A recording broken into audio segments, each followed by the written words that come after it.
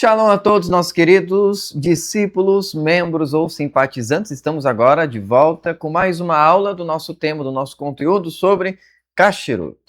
Nas aulas anteriores, nós compreendemos alguns aspectos daquilo que está por trás do coração do povo de Israel na hora de observar a Kashrut. Entendemos a qual tipo de categoria de mandamentos que esta gama de mitzvot relacionadas à alimentação, à dieta bíblica, está relacionada. Também compreendemos alguns aspectos que fazem parte da compreensão dentro do sentido espiritual de santidade por trás também da Kashrut. E hoje nós vamos entrar um pouco dentro da natureza, do aspecto prático do cumprimento dos mandamentos de Kashrut.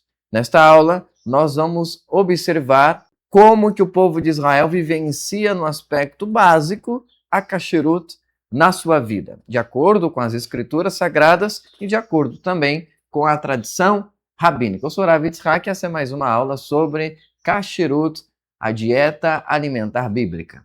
Bom, primeiramente precisamos compreender que uma revisão completa das leis da Kashrut exigiria um trabalho muito extenso, muito além de uma simples introdução. No entanto, os conceitos e observâncias fundamentais da Kashrut podem ser enumerados aqui nesta aula de uma forma bastante concisa para que você entenda todo o panorama geral básico que funciona como pilares para esse ambiente de mitzvot, de mandamentos. Os componentes básicos para cada área principal são fornecidos, ou seja, dentro do assunto de Kashrut, nós temos ali componentes básicos e a divisão dela em áreas, ok? Como assim áreas? Tanto no que tange aos tipos de alimentos que podem ou não ser consumidos, isso é uma área, quanto a forma que se pode consumir os alimentos permitidos de origem animal, é outra área. A forma de selecionar alimentos industrializados que chegam dentro do seu lar e de investigá-los, segundo as leis da Kashrut, é uma outra área. Então, há exemplo aqui daquilo que nós falaremos nesta aula. Ou seja, ainda assim, é importante que você saiba e lembre que as sessões que nós citaremos aqui têm como objetivo apenas servir como um ponto de partida para todos aqueles que estão iniciando e se aproximando do assunto de Kashrut. Não é um aprofundamento detalhado. Você não deve utilizar essa aula como base para já sair começando a cumprir Kashrut, ok? Vá etapa por etapa, ok?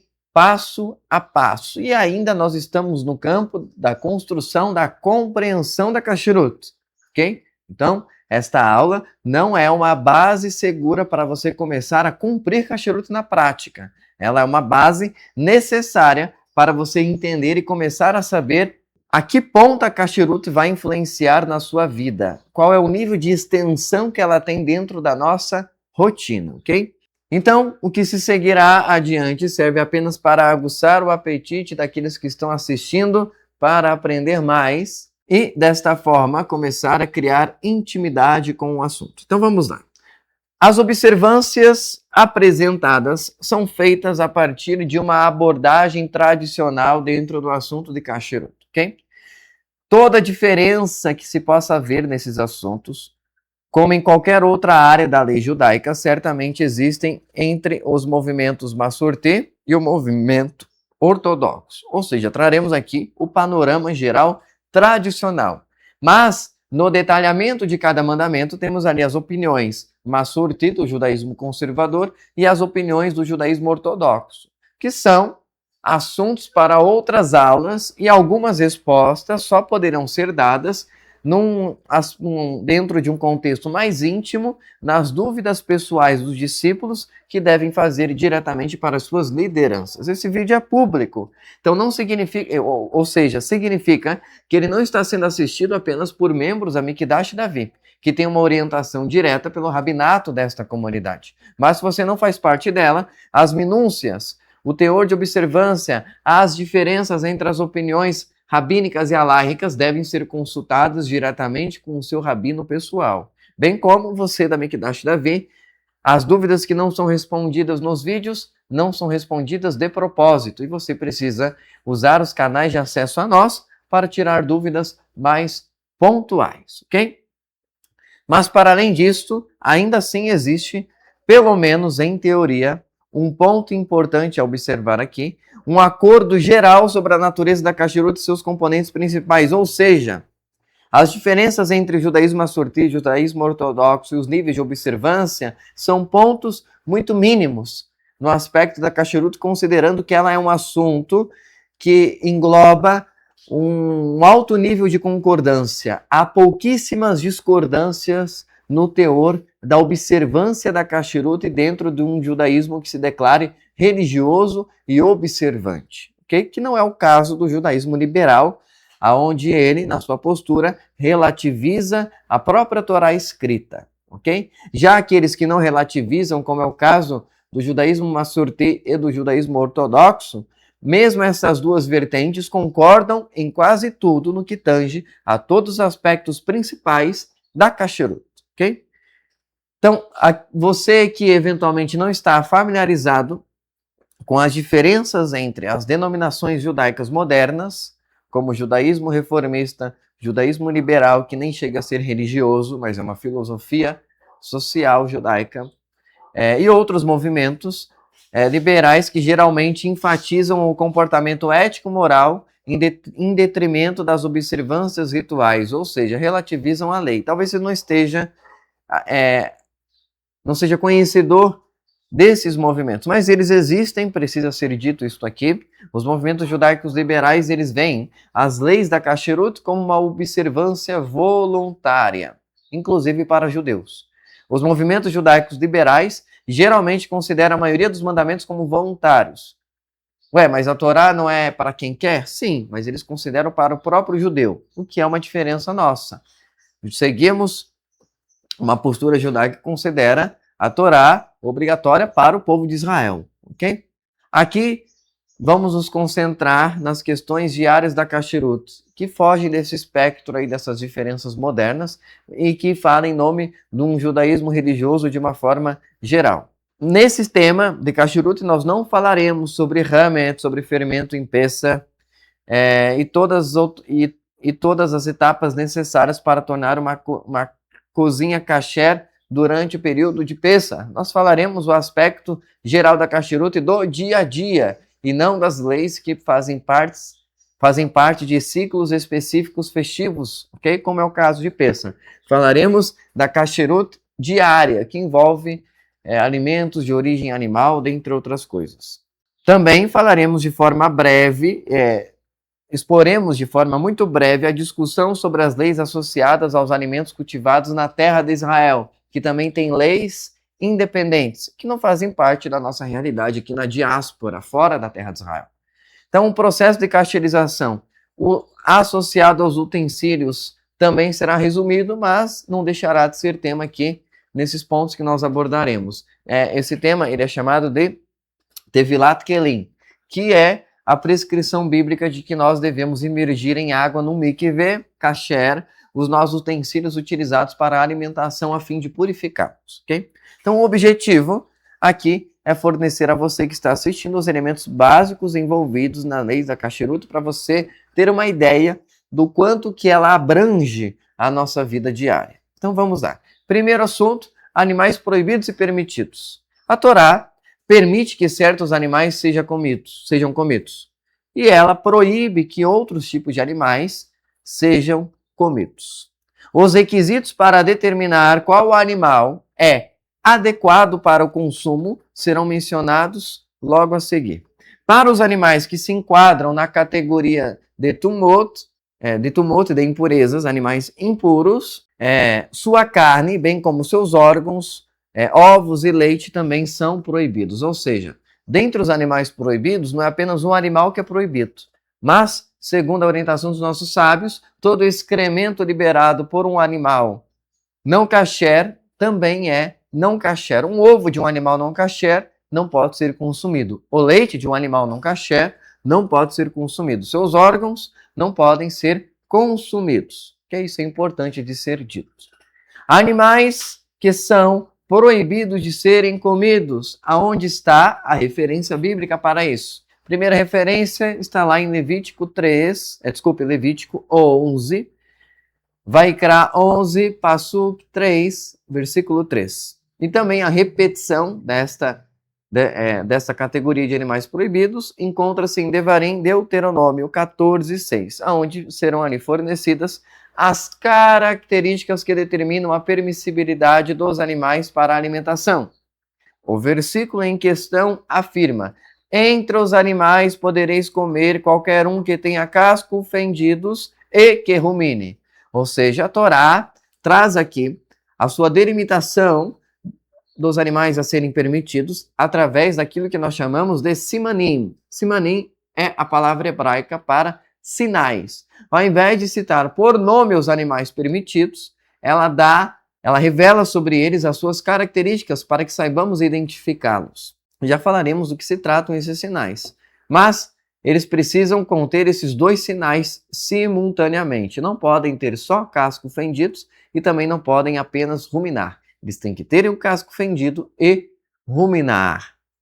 Inclusive, a Torá, a Bíblia, dá exemplos de animais que têm apenas um desses dois sinais e não são kasher. Um exemplo deles é o porco, ok? Que tem um casco fendido, mas não rumina. O fator crítico para os mamíferos permitidos, então, é que eles possuam esses dois sinais. Qualquer mamífero terrestre que não possua ambas as características é proibido, ok?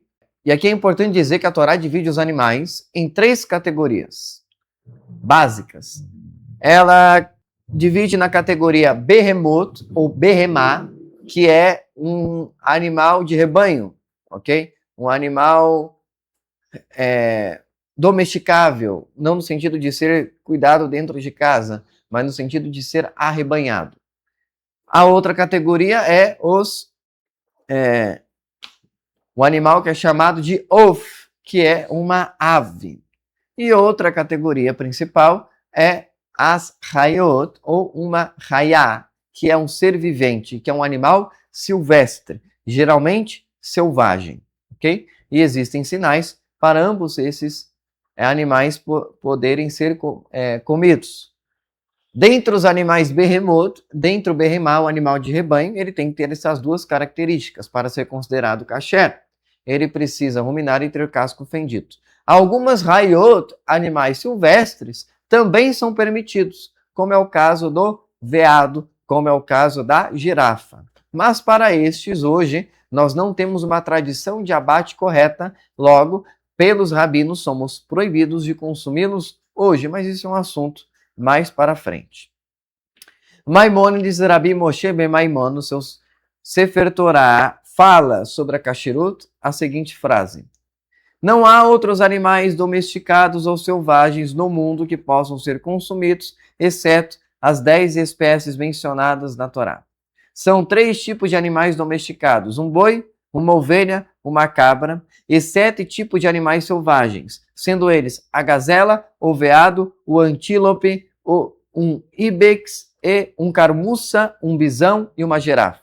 Ou seja, a Torá não apenas dá os sinais, mas ela também complementa dando exemplos dentre esses animais que possuem esses dois sinais, aqueles que têm o casco fendido e que ruminam. E Maimônides defende a opinião de que você não encontra animais com essas duas características que estejam fora daquele grupo de animais citados pela própria Torá.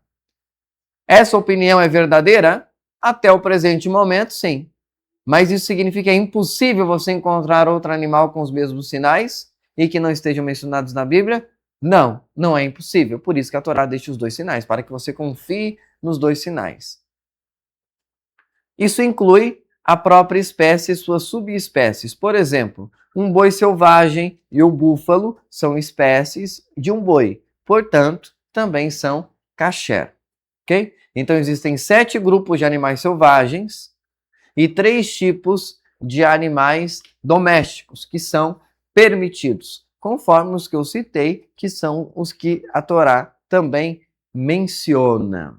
E olha só que interessante, Apenas 3 desses 10 animais são consumidos hoje. 3 tipos desses 10 tipos de animais são consumidos hoje. Porque os 7 tipos de animais selvagens não existem mais tradição de abate para os mesmos. Logo, sua carne não é consumida. Sendo o caso da gazela, do veado, do antílope, do ibex, do camurça, do bisão e da girafa. Sendo consumidos hoje em dia apenas os ovinos, os caprinos e os bovinos, boi, ovelhas e cabras, bem como seus respectivos machos e fêmeas, ok? Ao fornecer esses 2 fatores determinantes, a Torá menciona especificamente o camelo, o texugo das rochas, a lebre e o porco como impuros. Cada um deles carece de uma das 2 características mencionadas acima na Torá. O porco, por exemplo, tem casco fendido, mas não rumina. Como a carne do porco é difundida, manter-se kasher é frequentemente identificado pelas pessoas como abster-se carne de porco, mas não se resume a se abster carne de porco. É porque é uma carne muito famosa. Então, ela se tornou o símbolo maior da kasherut judaica. Mas a kasherut judaica vai para muito além dela. Há quem diga, judeu é proibido de comer porco porque o porco, naquela época, ele era um animal sujo, mas hoje ele é criado bonitinho, então ele não é mais sujo, então não faz mal se abster não faz mal comer porco. Isso é uma falácia não só pelo ponto de vista bíblico, mas é uma falácia pela própria coerência do texto. Porque um porco, ele é tão proibido quanto um cachorro para a alimentação. E o cachorro nunca foi um animal sujo. Sempre foi um animal com hábitos considerados limpos. O pato nunca foi um animal limpo. Ele é o porco das aves. Porque ele tem hábitos extremamente sujos. Todavia, ele é uma ave kasher. Então, a pureza ou a impureza de um animal, biblicamente falando, não tem a ver com a limpeza dos hábitos deste animal. A sua impureza é espiritual, não física, ok? Isso é importante de ser dito. Mamíferos aceitáveis incluem gados, ovelhas, cabras, veados, bisontes, entre outros. Curiosamente, Maimônides afirma que as girafas também são tecnicamente kasher. Ainda assim, nenhuma comunidade judaica jamais as comeu em toda a história judaica. Até onde se sabe, talvez por causa da geografia, né? As girafas nunca estiveram perto da onde o povo judeu habitou. Ou também, simplesmente, porque a mecânica do abate de um animal tão alto era quase que impraticável. Já é difícil abater um boi, exige muita técnica. Quem dirá uma girafa ter acesso ao pescoço dela para bater da forma correta, tendo ela toda aquela altura, ok? É inviável. Bom, vamos lá. Questões sobre derivados dos animais permitidos, que é uma outra área da kasherut. Questões ligadas aos laticínios. No fim das contas, laticínios são permitidos ou não? Vamos primeiro conhecer a opinião tradicional judaica e depois apontar as diferenças de interpretação que existem dentro desta área da kasherut. Nos Estados Unidos, o leite não precisa tecnicamente estar sob supervisão rabínica para ser considerado kosher, é a opinião da comunidade judaica americana. Por quê? Devido às fortes leis regulatórias, a preocupação de que o leite de animais não kosher sejam misturados com o leite da vaca é insignificante. Ou seja, o que compromete a kasherut de um leite? Apenas a possibilidade da mistura dentro dele de um outro leite de origem, de um animal de origem não kasher. Isto no Brasil também não é um problema. Por quê? Porque no Brasil não existe industrialização de leite de animais não kasher. Ah, leite de búfala. Búfalo é um animal puro. Ok? Não comemos búfalo por dificuldade de abate? Ok, não comemos. Mas o animal é puro por sua natureza. Então, leite de búfala não é treif, não é não kasher, ok? Não é low kosher, ele é um leite kasher. Por não haver industrialização de leite de origem de animal não kasher, também não há tamanha preocupação hoje no Brasil. Muito embora as comunidades judaicas ortodoxas organizadas no Brasil sejam mais inseguras com relação ao todo o processo de industrialização brasileira. Então elas possuem menos fé, elas depositam menos fé pública na industrialização brasileira, até porque as leis judaicas no Brasil são muito menos respeitadas, porque a comunidade judaica no Brasil é muito menor do que a comunidade judaica americana. Então lá, quase que todo americano sabe o que é um judeu, sabe o que um judeu come, o que um judeu não come. Eles são uma fatia da população americana muito alta e muito grande. Tem restaurante kasher em toda esquina. Então faz parte da cultura americana a cultura kasher. Então a indústria americana acaba tomando cuidado com a kashrut, porque se preocupa espiritualmente com ela? Não, porque senão ela deixa de vender para uma importante fatia da sociedade. Então é uma preocupação comercial americana agradar aos judeus. Então eles fazem essa separação. Na maioria dos casos. Como no Brasil não existe toda essa hegemonia, então as comunidades judaicas não chegam a apoiar tanto. Então, como é que elas se organizam hoje? Algumas comunidades exigem que o leite consumido tenha um selo chamado Halav Israel, que é um selo que atesta a kashrut daquele leite. Ele tem que ser um leite kosher Halav Israel, ok? Ele tem que ter supervisão rabínica. Ou ele tem que ter um selo da BDK, que a BDK é uma instituição hoje não ortodoxa, e que ela tem um site onde ela verifica o processo industrial dos alimentos e, de acordo com as linhas de observância, ela cria listas de alimentos que não têm selo, mas que são aceitos nas comunidades rabínicas através de uma fé pública em marcas ou produtos determinados de acordo com o nível de observância da comunidade. Então ela tem as suas listas verdes, as suas listas amarelas e as suas listas vermelhas. Dividida por níveis de observância, ok? Que é o site da BDK Brasil. No entanto, tudo isso que nós estamos considerando aqui não é necessariamente um caso em outros países. Então, temos discípulos que nos acompanham, que são de Portugal, que são da Espanha, que são da Bolívia. Então, devem consultar melhor como isso funciona no seu país. Mas, no geral, dentro de uma postura verdadeiramente honesta, e não tão intensa, o leite não costuma representar maiores problemas, no geral, mas vale a pena você verificar isto mais profundamente, ok? Para os judeus que preferem que um judeu supervisione o processo de ordenha, usa-se o selo que eu mencionei, que é Halav Israel. Halav Israel é um alto nível de supervisão rabínica, de hashgaha rabínica, feita sobre leites. Esse leite, que tem esse selo, ele é observado desde a ordenha. Ele é um processo totalmente supervisionado rabinicamente, desde quando isso é retirado do animal. E aí tem linhas de observância ultra-ortodoxas que só consumem leite Holov Israel, na forma ashkenazi de pronunciar, ou Halav Israel na forma sefaradi. E agora, temos uma outra questão que é o queijo. E aí é uma grande discussão, porque existe uma crença popular, difundida, mesmo dentro do judaísmo, de que o queijo conta com como parte do seu processo de se tornar queijo, uma coisa chamada coalho, que é o que faz o queijo sair do leite para algo endurecido, na forma de um queijo. Diferentes coalhos são utilizados hoje. Um dos coalhos é o coalho de origem vegetal, ok? Que é utilizado uma planta que tem uma resina que, quando ela é em contato com o leite, ela produz o processo de coalhar o leite. Esse coalho vegetal, ele é utilizado principalmente pelos queijos produzidos no norte de Portugal. Os queijos da Serra da Estrela, os queijos ali de Coimbra, da região do Porto, eles têm massivamente a utilização do coalho de origem vegetal. Nós também temos o coalho microbiano, que é através de enzimas bacterianas, ok? Colocadas dentro do leite para talhar o leite, para coalhar o leite.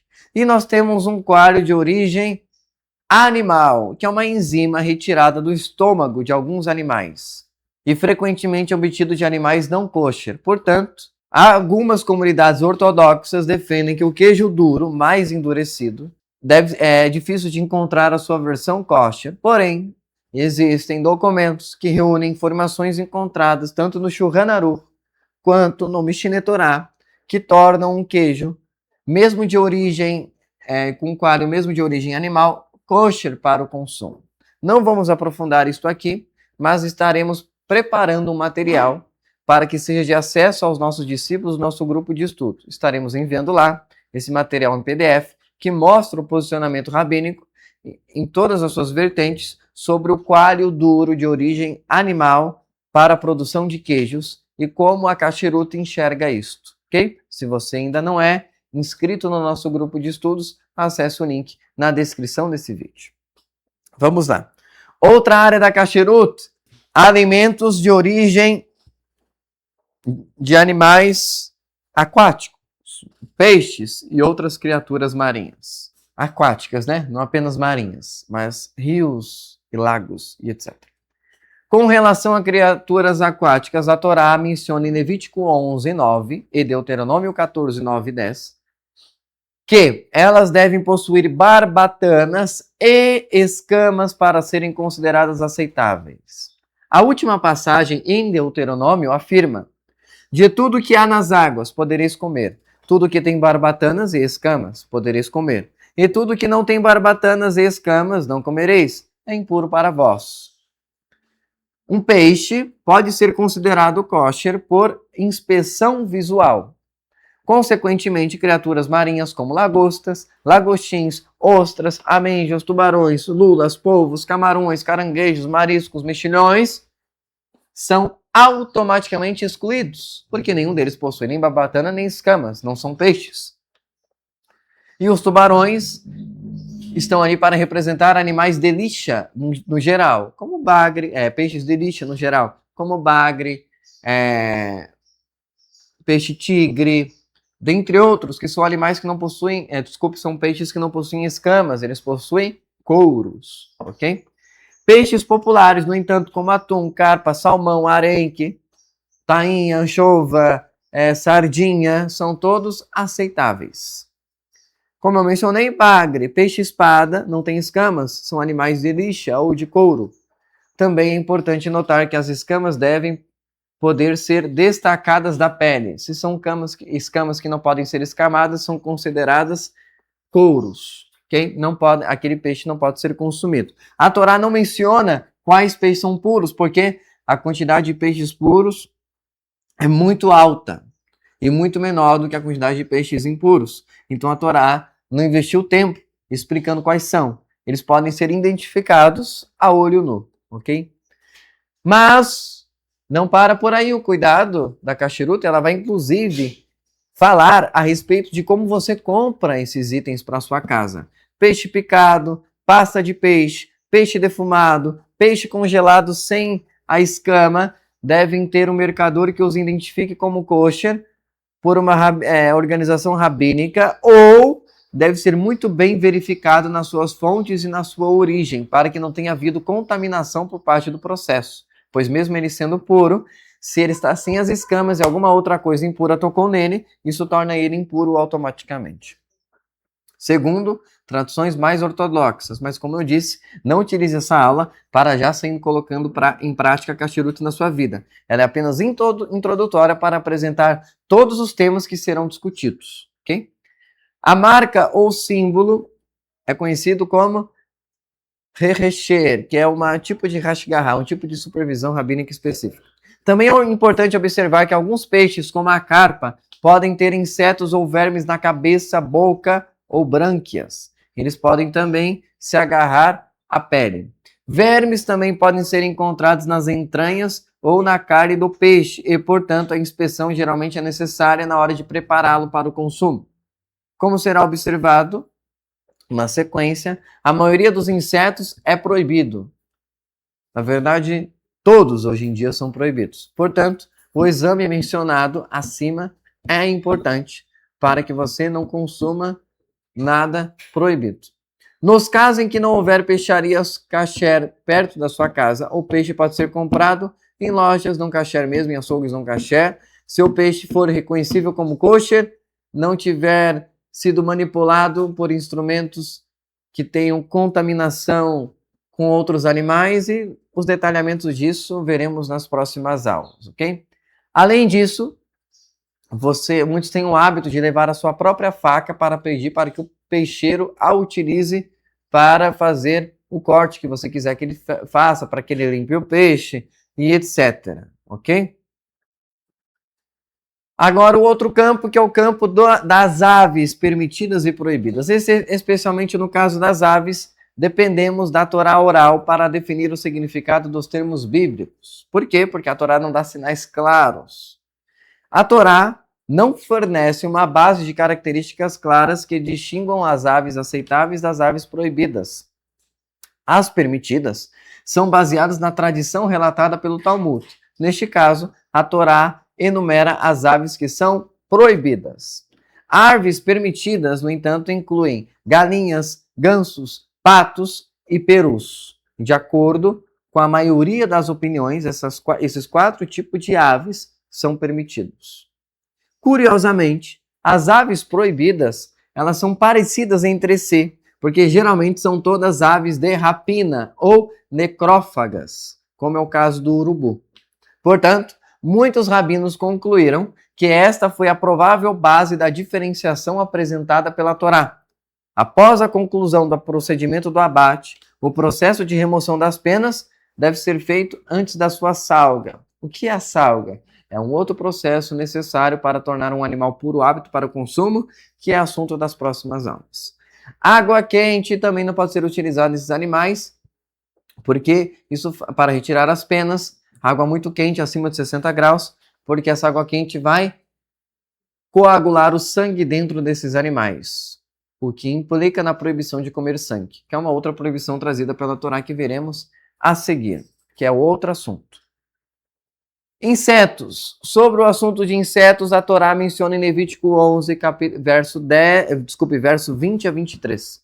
Enumera alguns insetos permitidos, conforme está escrito: todos os bichos alados que andam sobre 4 patas são detestáveis para vós.